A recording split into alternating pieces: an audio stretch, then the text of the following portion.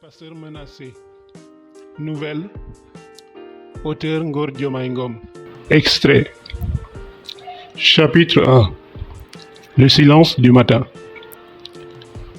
Le soleil n'était pas encore levé quand Maman Penda, veuve de 3 guerres et doyenne du village d'Engalogne, descendit lentement le petit sentier qui menait vers la maison du jeune pasteur.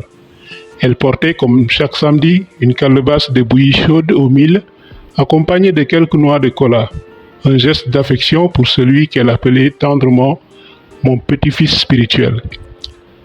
Le coq du voisin chantait déjà pour la 3e fois, mais aucune lumière n'émanait de la case du pasteur. C'était étrange. Il était de ceux qui priaient dès l'aube, et même les oiseaux semblaient avoir pris l'habitude de ne pas chanter avant que sa voix ne monte vers le ciel. Elle s'approcha lentement, le souffle court. La porte était entrebâillée. À l'intérieur, tout était à sa place. Les chaussures bien rangées, la natte soigneusement pliée, son Nouveau Testament noir en serrure posé sur la table comme une offrande quotidienne. La marmite du repas de la veille n'avait pas été touchée. La bougie était intacte. La moto, elle, stationnée devant la case, propre, sans une trace de boue. Mais le pasteur, lui, avait disparu. Pas une trace, pas un mot, juste ce silence. Maman Penda recula lentement, le cœur battant. Ce n'était pas une fugue, ce n'était pas une visite, c'était autre chose, quelque chose de sacré ou de tragique. Elle laissa tomber sa calebasse, le lait chaud se répandit sur le sol comme une offrande renversée, et elle se mit à genoux, les mains levées vers le ciel. Seigneur, toi seul sais ce qu'ils lui ont fait. Puis, ne pouvant pas tenir longtemps sur ses genoux, à cause de son âge, elle se laissa aller sur le sol. Elle descendit les mains sur sa tête, répétant encore et encore « Seigneur, toi seul sais ce qu'ils lui ont fait. » Chapitre 2. L'arrivée du semeur. Il faisait chaud ce jour-là, un de ces ciels immobiles et poussiéreux de la saison sèche où même les chiens ne trouvent pas la force d'aboyer. Le vent soulevait par à-coups des rideaux d'ocre qui retombaient aussitôt sur les sentiers comme pour effacer le pas de celui qui venait d'arriver. Debout à l'arrière d'une belle moto récemment offerte par le Conseil des anciens de l'Église nationale, un jeune homme, la trentaine à peine, se tenait droit, une Bible serrée contre lui. Il s'appelait Emma. Pour ceux qui ne l'avaient jamais vu, il paraissait trop propre, trop frêle, trop silencieux pour inspirer confiance dans un village comme Galogne.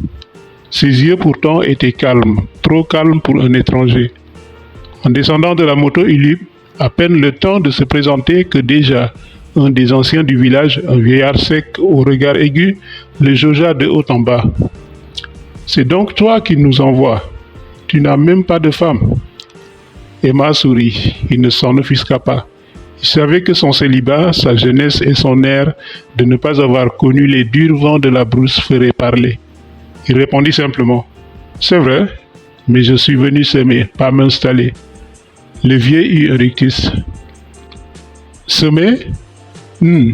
Ici le sol ne prend pas les semences des étrangers, tu verras. » Il repartit sans saluer. Le pasteur Emma resta seul quelques instants. Le vent avait cessé. Le ciel pesait chargé de non-dits. Il leva les yeux vers les grands arbres à l'orée du village, puis regarda la petite maison en palissade qu'on lui avait aménagée pour commencer. Il y avait 2 cases en terre battue surplombées de toits en paille, et derrière l'une d'elles était arrangé ce qui lui servirait de douche. Pour la première fois, le pasteur Emma se demanda qui avait été chargé de construire cette demeure pour lui, du moins pour le pasteur d'Engalogne. Au sujet des cases, il se demanda un instant ce qu'il allait bien pouvoir faire de l'autre, mais son choix fut vite fait. Il prit la case derrière laquelle étaient aménagés des morceaux de palissade pour servir de douche. Il y entra. Il y avait tout juste de quoi poser une natte, quelques vêtements et sa Bible. C'était peu, mais pour lui c'était assez suffisant. Ce soir-là, dans la pénombre, alors que les grillons chantaient en chœur, Emma se mit à genoux et pria longtemps. Non pas pour réussir, mais pour rester debout, là où d'autres avant lui ont redouté de mettre les pieds. Merci de vous rendre sur Amazon ou Payip, les liens sont dans la description, pour avoir l'entièreté du livre. Chapitre 6. La dernière veillée.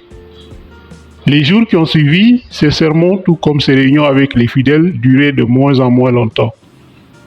Par 2 dimanches, il venait à l'église, s'asseyait sur le banc de gauche, écoutait les chants, puis priait avec moins d'enthousiasme que d'ordinaire, avec un air qui cachait mal sa préoccupation et ses peurs. Il ne proposait plus de rendez-vous et acceptait avec grand-peine d'en donner à ceux qui demandaient, comme s'il soupçonnait que des membres de sa communauté étaient en train de l'espionner. Il souriait encore, mais ses silences étaient plus longs. Un enfant lui demanda un jour, « Pasteur, est-ce que Dieu t'a grogné ?» Le pasteur Emma ne répondit pas. Il posa simplement la main sur la tête de l'enfant et soupira.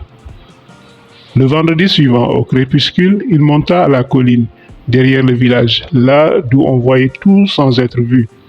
Il resta là longtemps. Plusieurs fois, il ouvrit sa Bible, mais la referma aussitôt. Ce jour-là, il ne lisait plus. Il regardait les pages comme on regarde une photo d'un proche parti trop tôt. Au petit matin, Maman Penda, comme toujours, vint avec sa calebasse de bouillie chaude. Ce jour-là, il n'était plus là. La porte était entr'ouverte, la natte pliée, les vêtements à leur place, la moto intacte.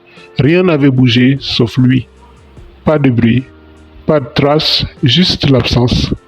On fouilla les alentours, on interrogea les voisins, on accusa des sorciers, puis des esprits, puis on accusa l'église elle-même, mais aucun témoin, aucun indice, pas même un cri dans la nuit.